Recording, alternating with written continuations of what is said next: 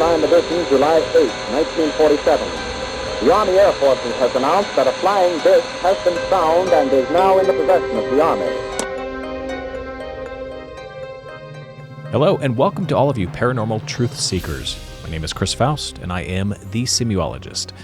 Today, we have a fascinating interview you don't want to miss. So relax, sit back, and enjoy the ride into the paranormal. They move, how strong they are, how intelligent they are. We would not stand a chance. Now, they can get involved in your personal life. What? And they're like family. The ones that I'm connected to are like my family. I give them gifts. They give me gifts. I had another gentleman from Australia who he talked about Yowies, and he said the same thing, that they're very much like family to him, and they initiated him in to their family. And that's essentially how they do it. And the throwing the rocks is actually part of the initiation, is what he mentioned to me. But I think my question then would go to, if we're kind of combining a lot of these phenomena, because they all seem to be happening, like you said, mishmash. It's like it's the same thing kind of always happening. Then who's responsible, in your opinion, for the cattle mutilations or for the mutilations of animals? Well, that's a really good question. And I know the NIDS scientific team were trying to understand. They took samples. They did necropsies of the carcasses. Mm-hmm. Some of these cattle were, whatever's happening, it's happening very fast. Some of the cattle have been dropped from great height. They show trauma to the legs. The legs have been broken. Sometimes they're taken from the snow. The tracks go there and they completely disappear. All the blood is being drained from them. That's another aspect to a cattle mutilation. Certain body parts are being taken. The eyes, the soft substances, the reproductive organs, things like tongues. They've even had accounts here of cattle mutilations. It's a phenomenon that's around the world. I personally suspect that there's some kind of ET that's doing it. Maybe as a food source, I don't know. Okay. But they only seem to really want certain parts of the animal. Now, there are more troubling aspects where occasionally humans are taken, but you don't hear about those so much. Mm-hmm. So going back to the military part where we were discussing, you said there was an incident in Vietnam where when these objects flew by this craft, this military craft, that the pilot said that everything shut off, everything slowed down, right? Do you think that their technology bends or warps time to where it's more like the physical, if you're in that vicinity of maybe like the field that it's putting off, that it's emitting, that things do start to slow down for you, or that they, like if an aircraft turns off, which I've heard of this happening before in UFO encounters, where the aircraft almost stays perfectly still in the air, but all instrumentation is off. And it freaks the pilots out, which I could very well imagine that would. Oh, yeah. But at the same time, then when the incident is over, everything just goes back to normal. Everything turns on. The plane is still traveling at whatever, 300 knots. I mean, they're going fast. The planes are already traveling fast. It's like there was nothing that, it's almost like something in their energy or their field, when it warps this dimension, it's warping space-time. So your consciousness, when you're, I guess, a part of this, when you encounter it, maybe is within that field. So you're seeing instrumentation that's off, and electronics will not work in zero time because there's nothing going to it. The other thing, planes wouldn't move. I'm just trying to think. There's a lot of things that I could think of that could be part of this phenomena. And then when you talk about cattle mutilations and how they just disappear, or how these things happen so quickly, it's like 1 minute the cattle is perfectly fine and healthy, and the next minute it's dead and it's cut open and the blood's been drained, and there's no way that an animal could do that. There's no way a human could do it. So do you think that maybe there might be a connection to that, maybe a warping of dimensions or time or something to that effect? I just wanted to get your opinion on that. Well, I've noticed in some of my UFO footage that these craft seem to have some sort of field around them, and maybe some sort of torsion field, because some of these things, they can do like 90-degree turns. Sure. I have talked to these beings about this. They say that I would have a panic attack if I was on their craft because of the way they move. But they say that they wear some sort of jumpsuit. Now, I don't know. I suspect that they create their own field, but they have told me that they can travel faster than the speed of light. Really? They have told me also, this is through ITC. Mm-hmm. They have told me also that that would take 5 minutes to enter a portal to come from the United States to New Zealand. Because they talk about portals. I picked up them talking about portals in the wild here. Mm-hmm. So they also say that they have enemies as well. These ETs have enemies. They talk about wearing some sort of body armor. The way they speak English is they have their own accent. Some of the English is broken. It's some of the voices do not sound human at all. And some of the samples I sent you, they even call me by name, and the voice, some of them are very Bigfoot-like, very deep. I will play for everybody here in a minute. I want to let you know that we will start going through the audio as well, and you can just let us know what we're going to play. But well, let me ask you this then: in your experience, then, have you ever asked what they look like? Because a lot of times people have this fanciful idea that aliens or extraterrestrials have to look like the Greys, the typical look. Some of them, though, like Billy Meyer, said that they, if I'm not mistaken, blonde hair, correct, and blue eyes, like they were, like from the Pleiades, that they had the same type of technology, same type of aircraft or spacecraft, and then they looked human. Yeah, there are all kinds of beings, from my understanding, and they say even the Bigfoot people said they don't want to scare me because they are so massive, and understandably so, we'd be instantly intimidated by them. But they talk about having the same appearance as humans, but some of them do not sound human at all. Some of those voices, and doing this research, I have hundreds of hours of recordings with this civilization, and they talk about the names. They even have names for the civilization in your country. One of their bases they talk about in your country, and they talk about all the riches under the earth, gold, access to gold, and other things deep below the earth where humans can't mine to, very deep. But they say they're very well hidden. The entrances are very well hidden, very well protected. They have some kind of sentinel that guards the entrance to their world, so they're acutely aware of us. Like when they've come in to communicate with me, they say it's like a military operation. They're aware of everything going on in the area. They said we clear the mountain for you.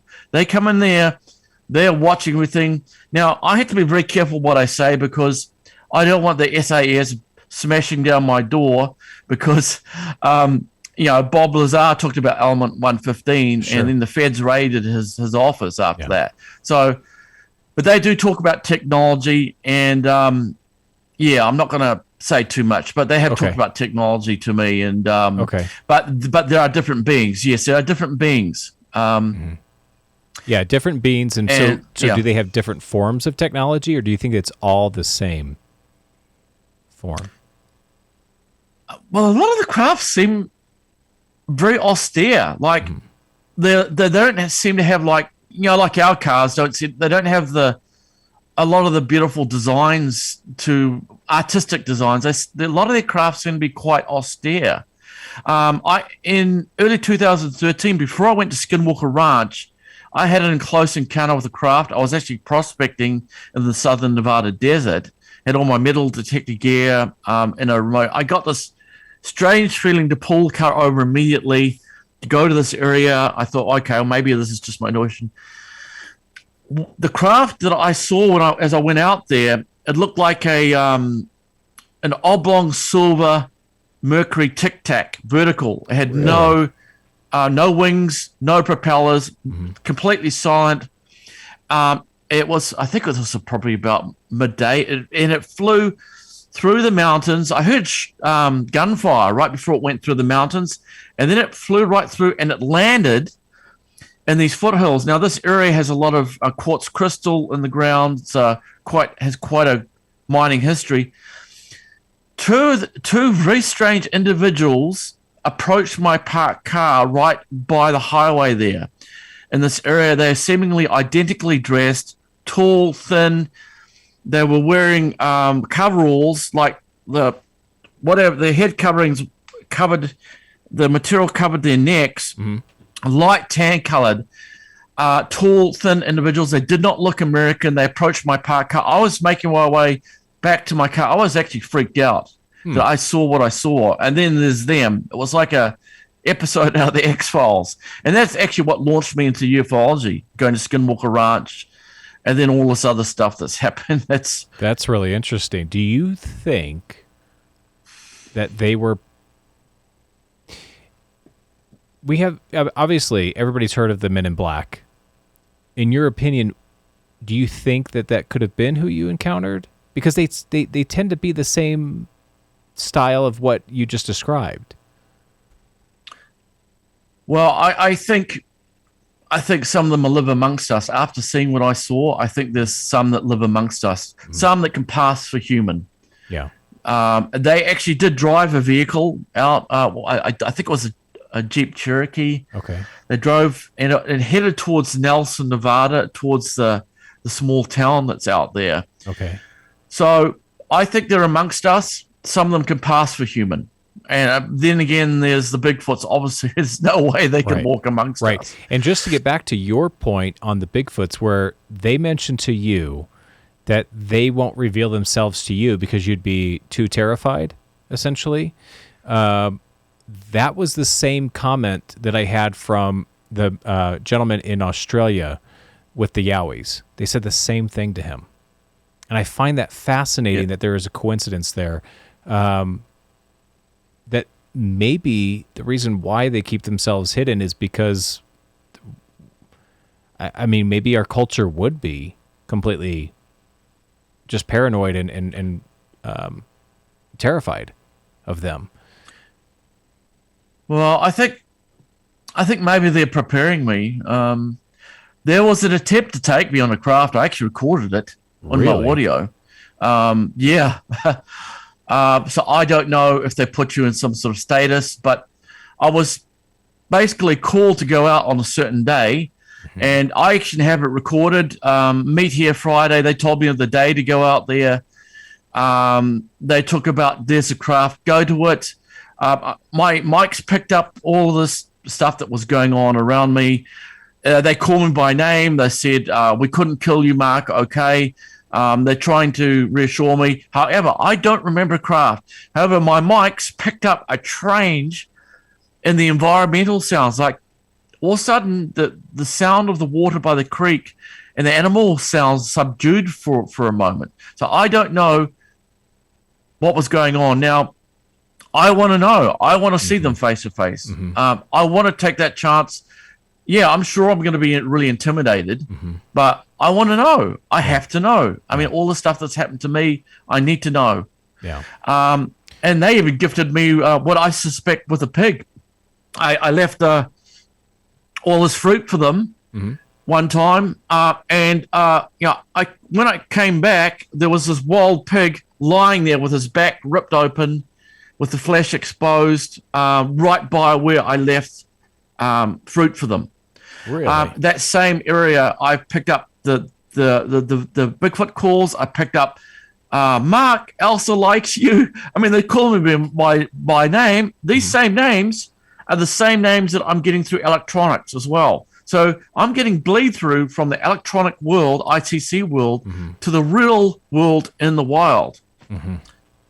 Now, when you say fruits, because I've heard the same thing before. People will leave, gifts, food, and it's mostly fruit. what happens at that point? Are you really making like I don't want to say a connection because you already have a connection to them, but I'm just saying, do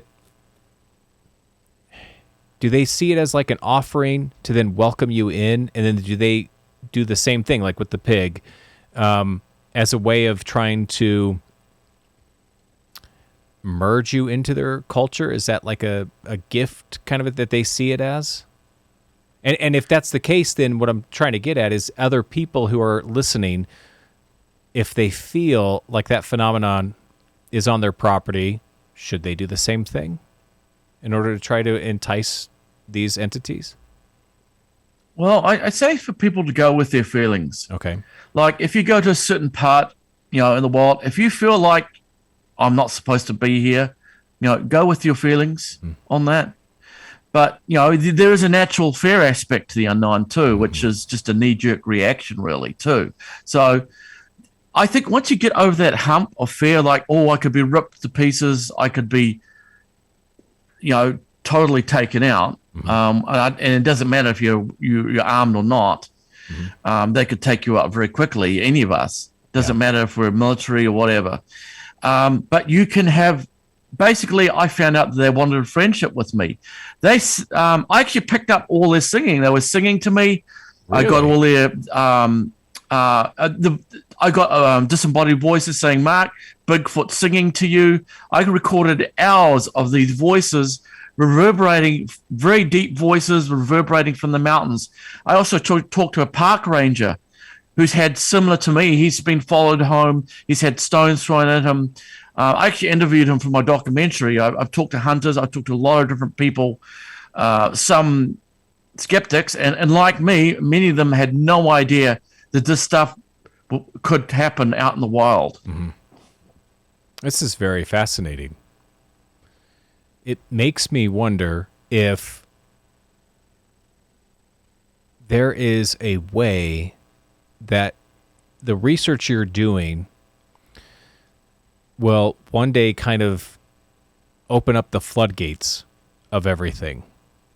Because you mentioned that, scientifically, they tend to go around certain instrumentation. They shut down instrumentation. I know that what's very popular is that they'll drain batteries. Batteries are always drained from electronic devices that are trying to measure magnetic fields, electric fields, even cell phones will die.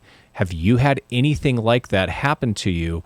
And in a follow-up question, have you ever thought that maybe they're allowing you to record for a specific reason to one day open up these floodgates to this phenomena? Well, as a paranormal investigator and done a lot of investigations, particularly in the United States, that can happen. Batteries can get drained. And we talked about, aircraft losing power all of a sudden with the craft. It's quite common with paranormal to have your batteries drained. However, on the other spectrum, we have to look for plausible reasons too. Yes, batteries can die because they've held too many charges too. Sure. It might be all about, or the cold can do that too. Sure. And sorry, I'm sorry. What was the other question you were asking? Then if you're out there with this research that you're doing, if they're trying to stop it in certain ways, like battery draining and, maybe allowing these frequencies to not be discovered, when you're out there recording them, are they allowing you to maybe open up the floodgates of this knowledge, of understanding? So what I've heard is that they'll choose certain people like yourself, and people who really have such a good heart into this culture, this paranormal culture, that wants only the best for it and the good things from it. It's not like you are working for the government. It's not like you have this logical mind that's completely hindering your ability to see past certain things, certain data. So you're more open and accepting of them. Are they allowing you to be that that communicator to then the public, to say, this is what I have, this is what I've recorded, we're opening up the floodgates? I mean, like you said, you're working on this documentary, which, by the way, what is your plan for the documentary, real quick? Is it coming out Well, soon? right now I'm in the editing phase. Okay. It should be coming out next year. Okay. Late next year. There's so much happening right now that I just picked up these howls back in April of this year, 2022, and stones I caught the stones being thrown at me on camera, on infrared camera, night vision camera. So do you think they're allowing you then to, because they're giving you all of this on camera, they're giving you these recordings essentially, because they could easily allow it to not work, correct? So are you one of those people that they've accepted in to distribute this information to the public? Well, to a certain extent. I mean, I have recordings where they ask me to turn off my cameras. Really? Because I'm wearing a point of view camera. Yeah, one of those recordings I sent you, cameras, turn off the cameras. You can hear them asking me to turn the camera off. Mm-hmm. They're not so bothered by audio devices. Okay. But they don't. It's kind of funny, really, because some of the spirit beings, they actually say there's a UFO. They'll try to tell me what's going on. Like, there's a UFO, they're right down in this area. That's where the craft is. I pick up audio on all the stuff that's going on. Yes, they are hypersensitive to the devices that we have. Look, they know our motivation, so we have to be very genuine when we're dealing with them.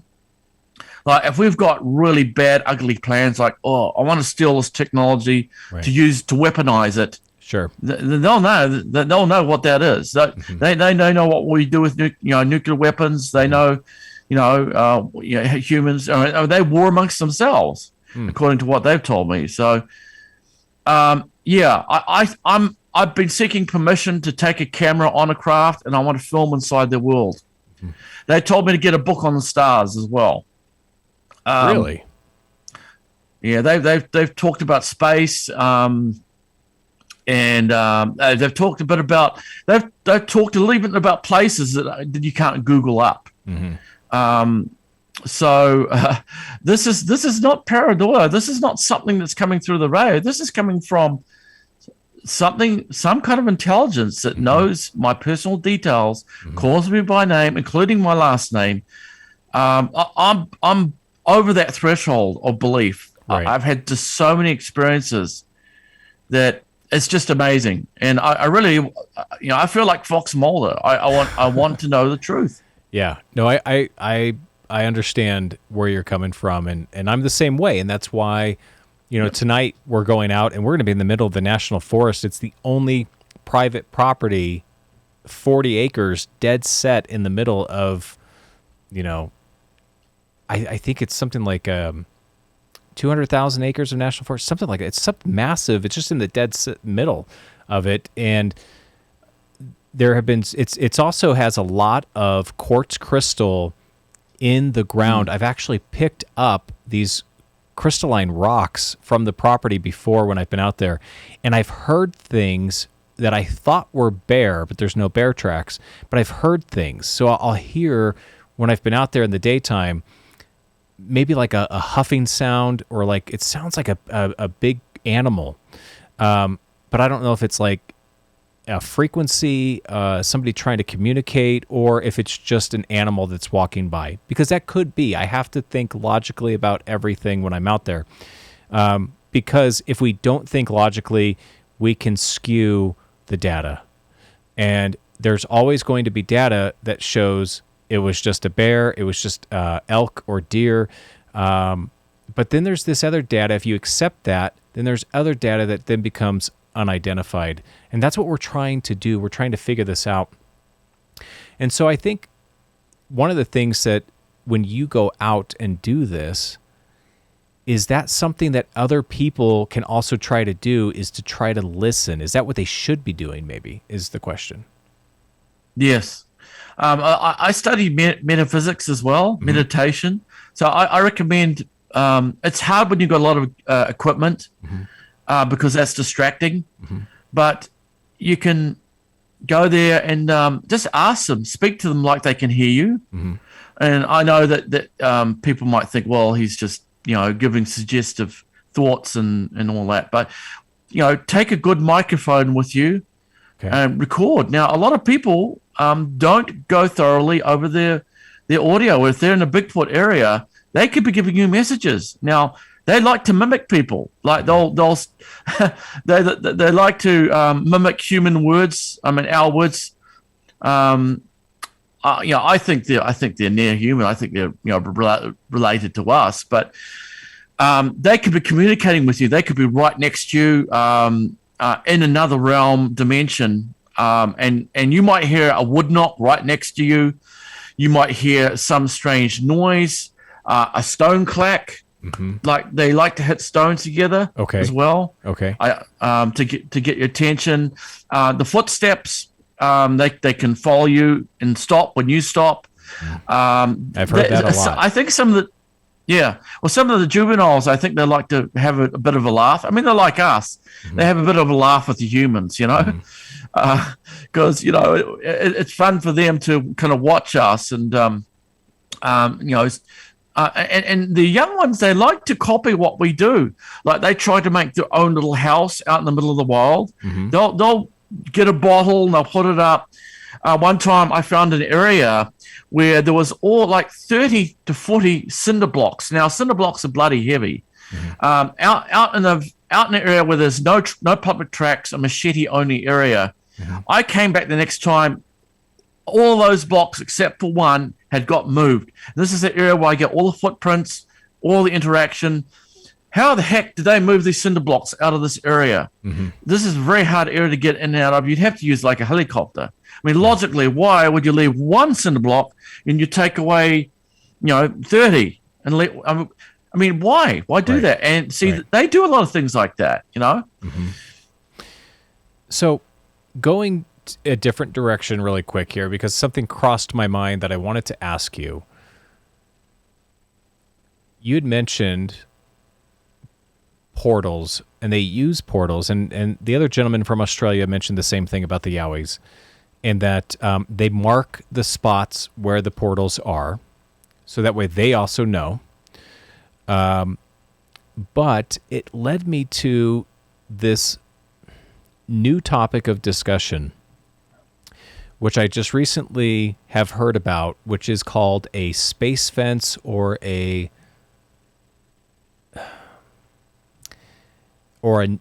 space net.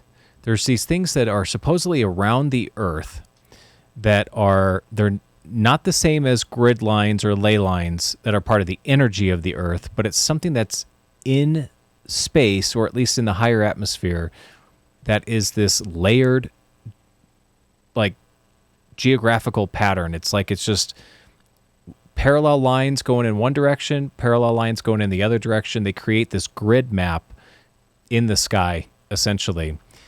And my thought on it was very interesting because I have a few people who are going to come on the show and talk about it. And my goal with all of these episodes is to try to put pieces of this puzzle together. And I don't know if you've ever heard anything about it, if you've ever experienced them talk about, because when you were talking about going to space, is there something that is preventing us from getting out? And that's why we haven't been back to the moon, or that's why some people believe we haven't been to the moon. There's so many things with this whole space race that's confusing. We have the technology now more than ever to break free, but we still don't. Even SpaceX doesn't. We only sit up there with satellites. That's all we do. So have you heard of this space fence at all? Not a fence, so to speak. Okay. I was told one time, need extra Earth for the future. Okay. That they need to seed another Earth. Apparently that this first world problems. I mean, look at the problems we have with pollution and population. Mm-hmm. I mean, how bad it's becoming. Mm-hmm. So they're acutely aware of our problems here. And I understand. I mean, they've talked about other planets, and I forget the name of them. But like this particular princess, she says she owns a planet somewhere else. Owns a planet. owns a planet. Yes. Really? So, I really want to understand what's going on. I'm dying to know. Yeah. So I'm going to stop you right speaking. there. I don't mean to interrupt you, but if she said she owns a planet, it makes me question then if our planet is owned. Well, there's lots of different kinds of beings that are aware of us, and I wonder what's the purpose of humans being here? Is it a school? Are we a zoo? Are we a farm?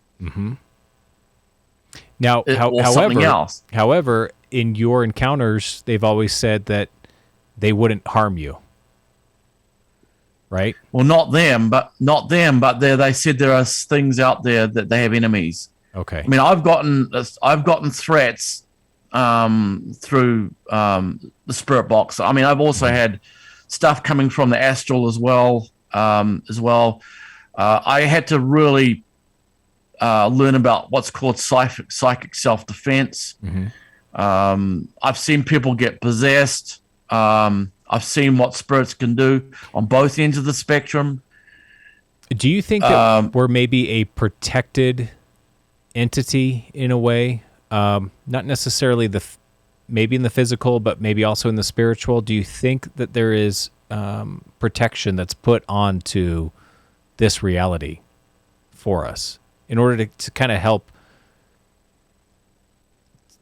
remove all of that, those negative entities? And those negative entities will get through, but do you think that there's like a police force or some type of protection force that's working hard to keep people safe from that? Well, I think yes. I think it happens all the time. I mean, people get inspiration to things that could save their life.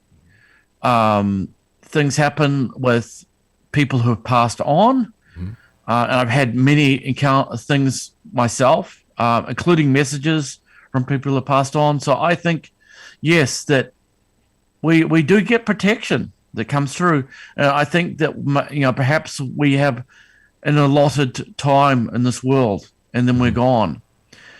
Now, I used to be very religious when I was younger, but I'm not really that way anymore. I've become more evidence-based, let's just put it that way. But Okay. These beings, they talk about things like reincarnation. They talk about other lives. I've had experiences with people before they are born, with people who've left their body, astral traveling, so to speak. In your opinion, then, do you think that we are infinite beings? So even though you and I are having this conversation in a physical world, do you think that when we die, we are more of a conscious energy? What do you think that we are compared to, or have they said anything to you about what we are truly? Well, we're eternal. Though our body dies, we still live on. Our consciousness survives physical death. Now, I did write a paper in university on near-death experiences, but I took quite an interest in this. Now, there are people that are forced out of their body because they may die for a few minutes. Their heart stops, their brain activity stops. They're able to observe what's going on around them, the names of the doctors, the specific instruments that are used. Like, for example, a lady by the name of Pan Remmels was having brain surgery. She was able to describe the very nuanced instrument that was designed to work on brain surgery that normal people like you and I wouldn't know about. So there's other dimensions that when we die, we're kind of forced out. Some people have no recollection whatsoever, and yet some of this goes against people's belief systems. I was talking to a man well,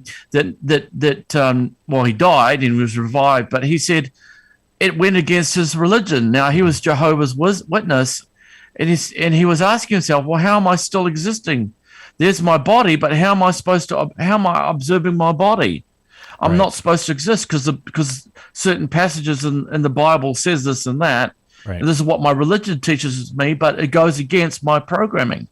So people have things that go against And it's happened with me with the Bigfoot people. I had no idea the Bigfoot people, at least some of them, have the ability to travel through dimensions. I had no idea that, are they like some of us who can leave our body and travel? But they can be very powerful. They can come through. They can actually touch you. They can send a message, and they'll find a way to let you know that it wasn't just your imagination. It wasn't just a dream that didn't mean anything. I want to thank you for watching this video. I really hope that you enjoyed it. We talk about a lot of crazy stuff here, so if you want to hear more, just like and subscribe to the channel. It'd really help us out a lot. And plus, if you have a crazy story, whether it be an alien abduction, near-death experience, or something of the paranormal, or a glitch in the matrix, please let us know. Share it in the comments. We'd love to have you on the show.